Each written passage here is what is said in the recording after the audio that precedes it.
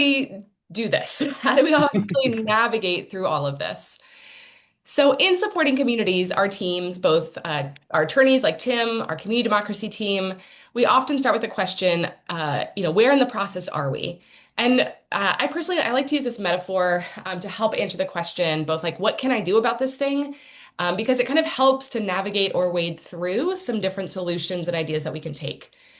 Where we are in the river can impact the way that that river flows and what happens, right? Imagine I hand you a big branch and you're standing in front of this beautiful, idyllic river on our screen, and you throw that branch in the water. Nothing too much happens, right? It might hit the water, kind of bounces away. That's it.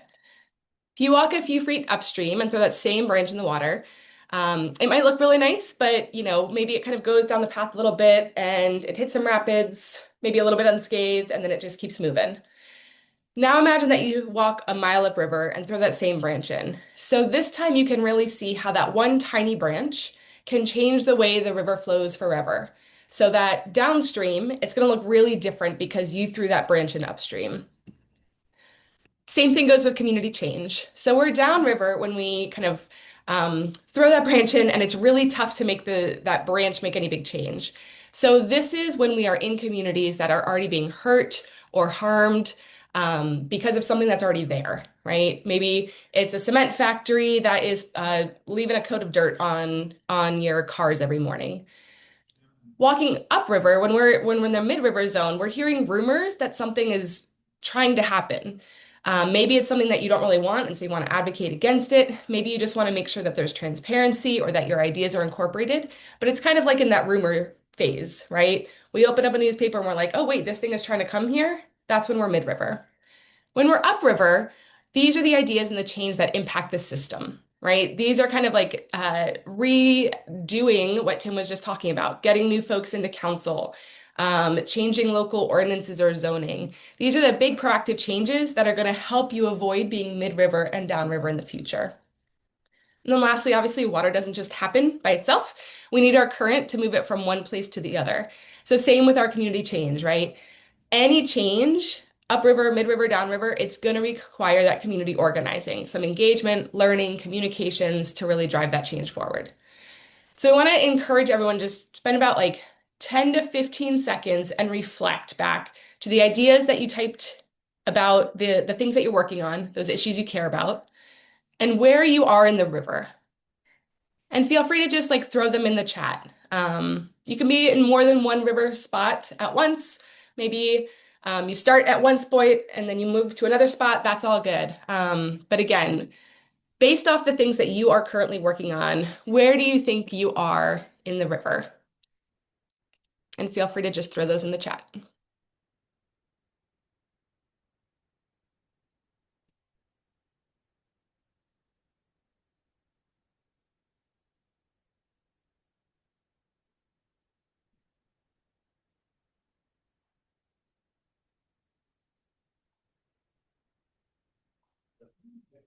Wonderful. I'm starting to see some awesome thoughts in here. We've got folks downriver, underwater. Thank you for sharing that. That's a really important piece of the river. I love that, adding that to the metaphor. And I see folks in kind of multiple places at once, which is a very, very, very common place to be as well. Hold on to this because this is a really critical part of navigating bureaucracy, and we're going to come back to it and you'll see how in just a few minutes. All right, so now we know where we are in the river. We can take a look at the different decision-making processes and how they're going to impact our ideas. So we're going to like dig into our little dirt patch at the side, and we find this like beautiful little onion. And we're going to use this onion to help us think about bureaucracy. I personally, I hate onions. I think they are gross. They make me cry. They're hard to peel. They are very, very stinky. But if you like fry it up and give me a really good dipping sauce, like I can make it work and I can enjoy it. Maybe not enjoy it, but I'll stomach it. And the same thing is like our government, right? Sometimes it can be really, really stinky. It makes you cry. It really frustrates you. It's hard to peel. But if we know how to kind of cook it the right way, we can make it work for us. So we're going to be talking pretty broadly about the layers of bureaucracy so that we all have that kind of good foundation. Once you have that foundation, it's a little bit easier to kind of navigate within each layer of our government. So at the very middle of our onion is you, right? You are the seed. Your ideas are what drives this change. Without you, without the onion seed, there is no change that's trying to happen in our communities.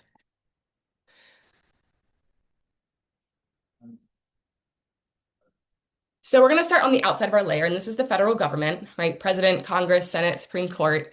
They're on the outside because whatever rules and laws they make have to be followed by everyone else. They are the outermost ring.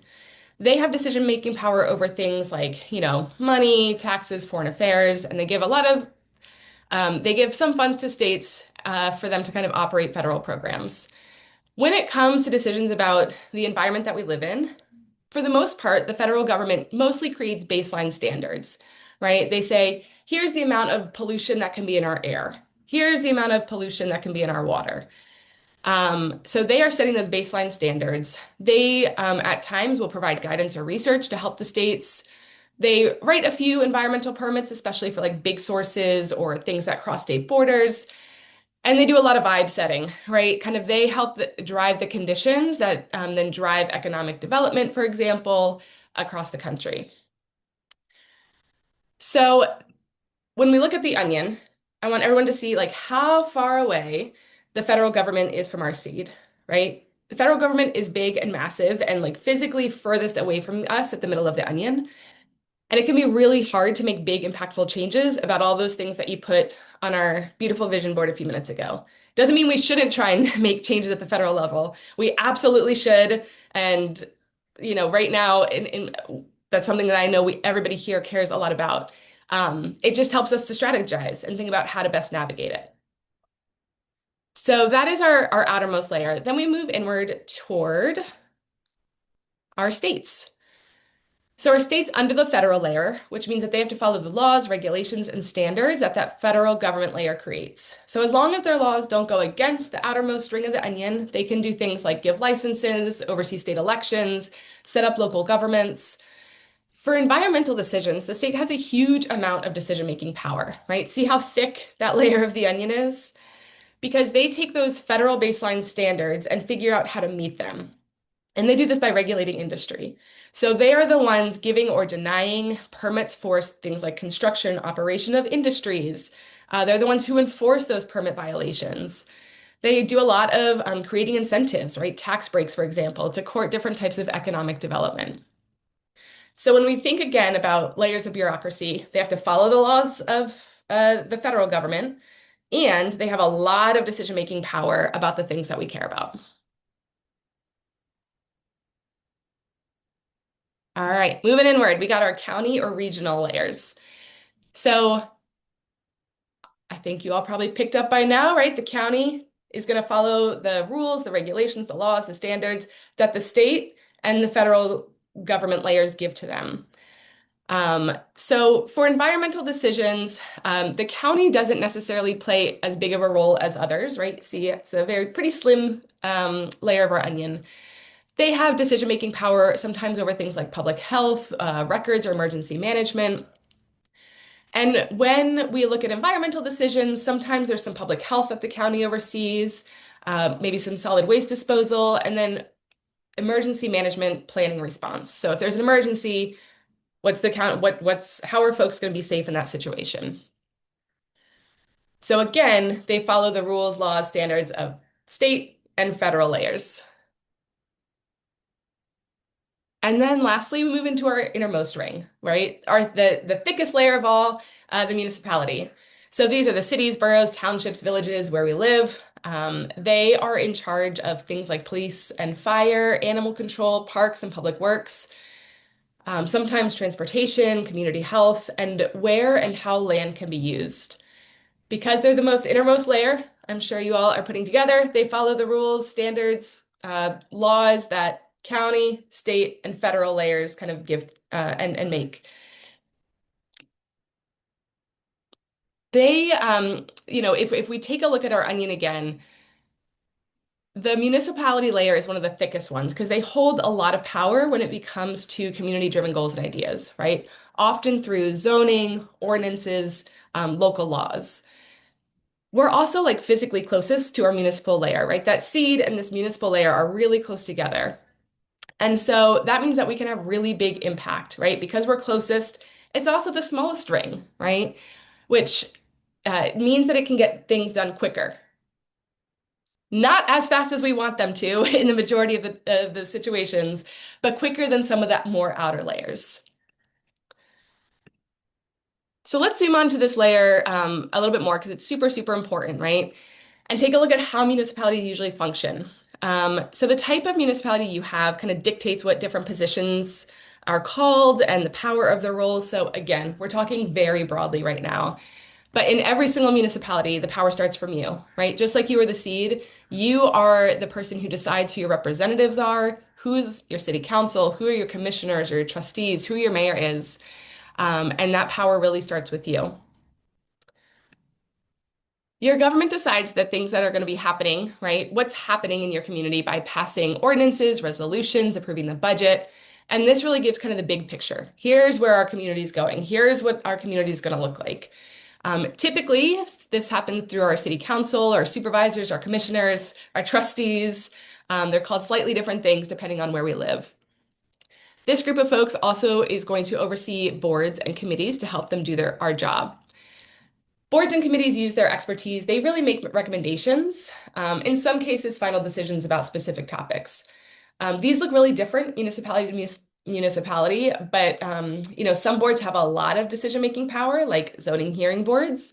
Um, and some are more there to provide like expertise and recommendations. Pretty much across the board, these are volunteer roles, which means they're really good opportunities for everybody to get involved and really be able to have a direct say in that what happens in your municipality. All right, so now that your municipality knows what is going to happen, it's up to the executives, right? The mayor, the manager, the administrator to figure out how to put that idea into reality.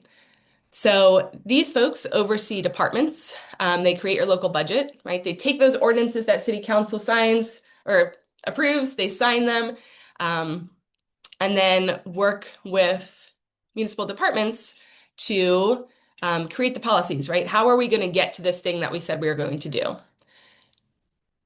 The departments make the policies and pass it off to the staff to actually do the things, right? Obviously, this is a very simplified version of what happens, but we definitely recommend spending some time in your municipal website and taking a look at who's who there, right? Who are your city council members? What kind of boards and committees exist? What are the departments? Because kind of mapping that out can really help you identify, how can I make sure that I'm going to the right place and not kind of wasting any energy or time. And then obviously our soil does not just or our onion doesn't just appear magically, right? The soil that it's planted in is going to affect its taste and flavor as well, and has a lot of power to change the onion. And same with our metaphor.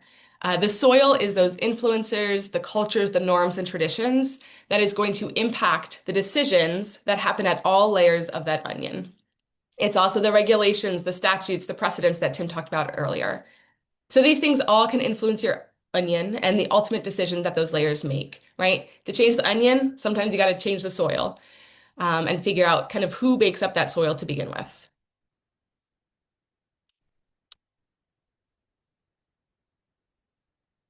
All right. So we just said a lot. So we want to play a game to kind of review what we're thinking about these different layers of bureaucracy.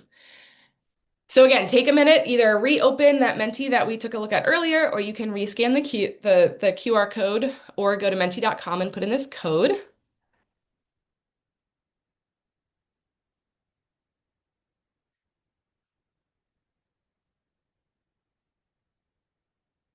All right.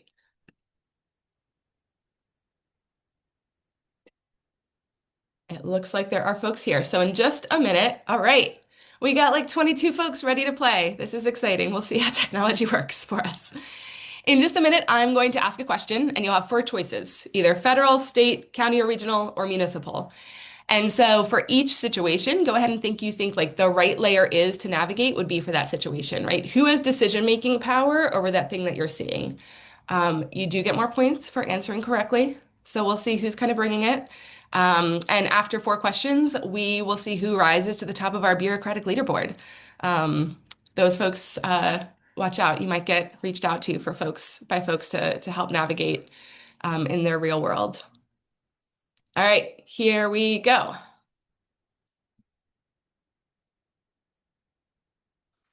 So go to this layer of government if you care about the amount of pollution a proposed fracking well pad says that it will release into the air or water.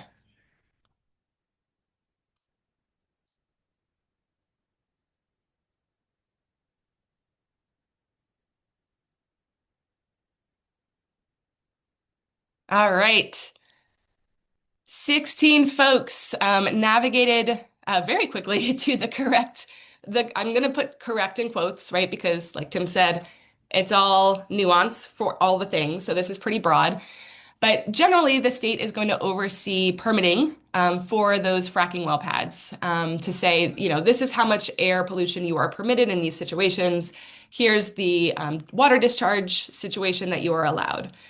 So that is generally you're going to be your state Department of Environmental Protection or state Environmental Protection Agency. And our leaderboard after the first question. Ooh, very close. Muggs, Lindsay, Heather, so far you are in first place. All right, number 2.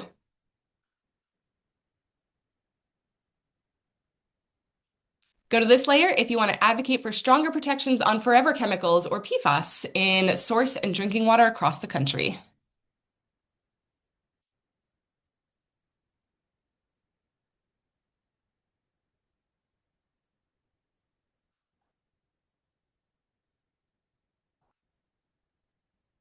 All right, beautiful. I love it. So 19 folks answered federal correctly. The federal government, again, we are looking at baseline standards. And they are the ones to kind of create those baseline standards to say this, how many parts per, I should know this because we are doing so much PFAS work, parts per trillion. Trillion, thank you, Blake. I knew you'd come through. Parts per trillion are allowed in our water. Now, importantly, some folks said state, and the state is also doing some great things, and sometimes states can actually go above and beyond the federal government.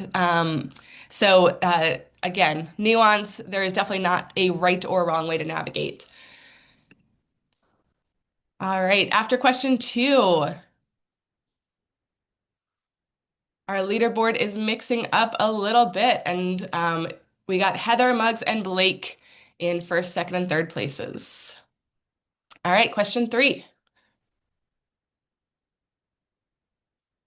Go to this layer if you care about training and resources the emergency responders have if there was an accident at an industrial facility.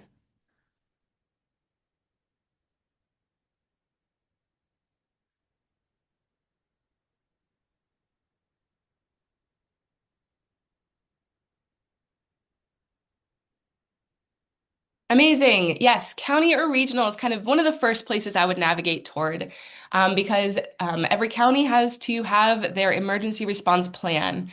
And so this is when different entities in the county come together to really kind of figure out if there was an emergency, how are we going to respond to that?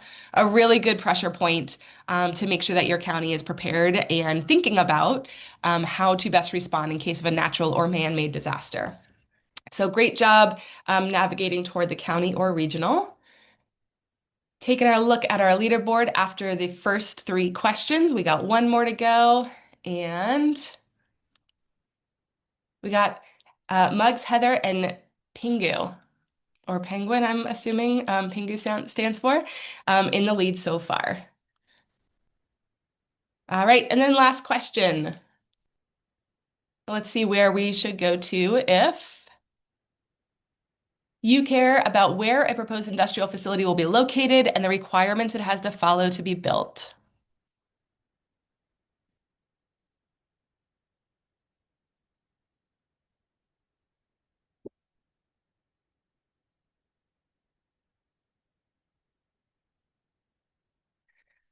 Wonderful. Yes. Generally, our team would start at the municipal level for this. We would take a look at zoning to take a look at kind of what manufacturing or industrial regulations exist for the type of facility that's going to be built? What are the requirements or conditions it has to follow? What are the public participation processes it has to go through? So, municipal layer is generally where we'd start to take a look at where something is allowed to be built and the conditions it has to follow to be built there. All right, drum roll for our final champion to navigate bureaucracy. Our winner is